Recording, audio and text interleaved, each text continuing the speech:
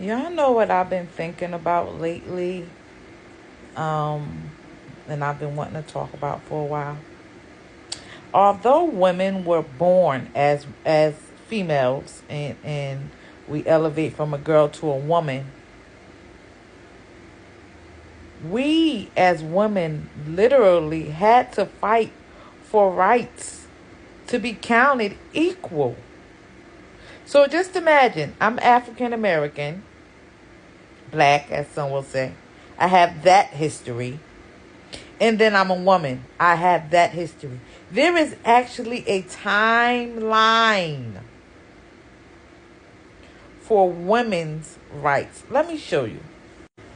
The timeline starts in 1777. All states stripped women of their voting rights.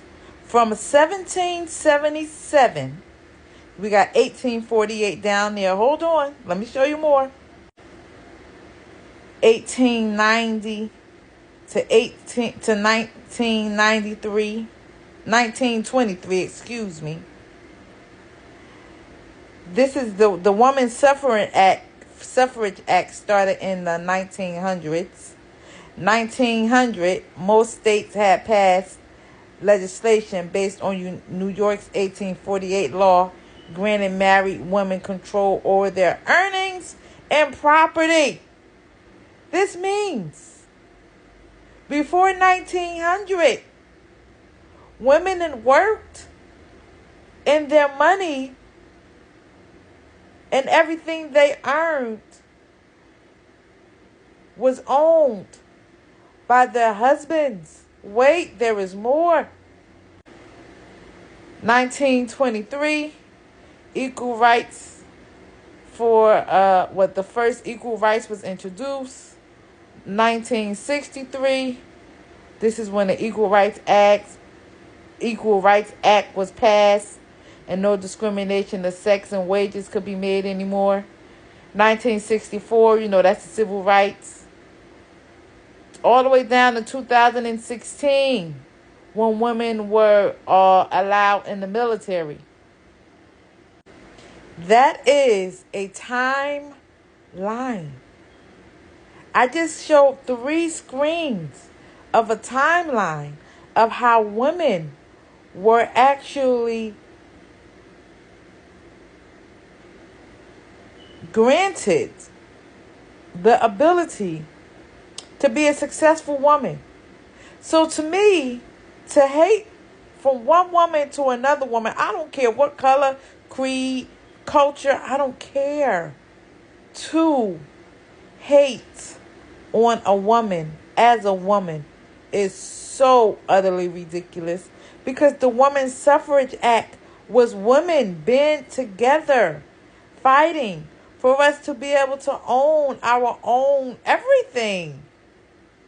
Oh my God, it's so deep when I think about it. Okay, one, if you think about it, I just showed the timeline to where women were finally granted the rights to keep their own money and property.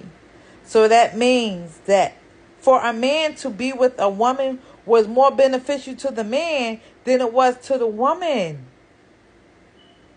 Oh my God.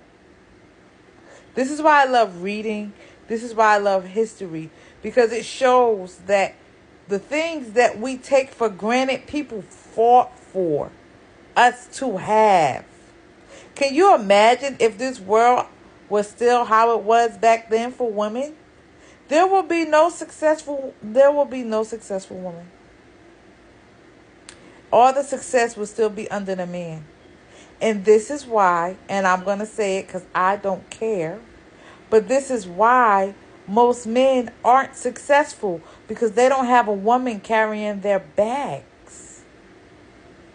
This is why men use power of, oh, I'm a man, because they're afraid. They're afraid because they know that a woman is actually can be more successful than a man. There is nothing the men don't have a timeline unless you're African American. Those are the only men with a timeline. Other than that, men don't have a timeline. I'm just going to leave y'all that to digest and think about. How is it that you can actually read in books about a woman suffragette? There's no men suffragette. There is not a man besides the African American man that said they had to fight for their rights. And then, as an African American woman, I can say this. African American men didn't even have to fight as hard as women did, because we had to fight as African American women, and then we had to fight as women to be included. Moral of the story: stop hating on each other, because it don't make no sense at the end of the day. It don't make no sense when our ancestors fought for all of us to be included. So what we fighting against each other for? That's just dumb. That's just telling them that the works that they did was null and void. That's just telling them that what they did, they didn't have to do, because we don't show the appreciation for it. Let's start loving on each other more and hating on each other less.